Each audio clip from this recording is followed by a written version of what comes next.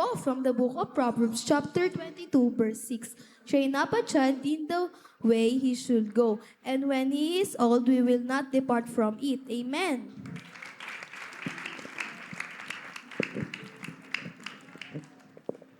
Praise the Lord po from the book of Philippians chapter 1 verse 26.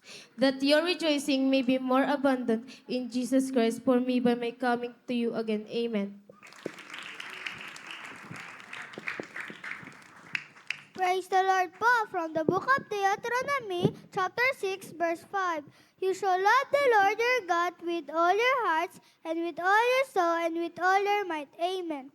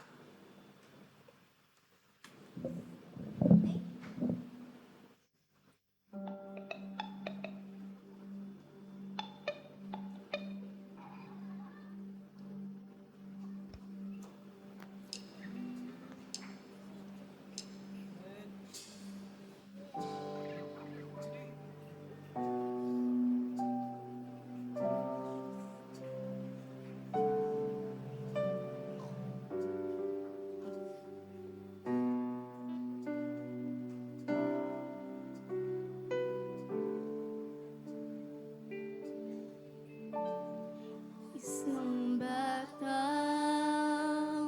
katulad ko, mahina pa ang damdamin ko, nadarapa, nadarama, maya't maya'y lumuluha. Kailangan ko ng kaibigan na lagi kong maaasahan. Alam ko na kung sino siya. Siya ay si Jesus.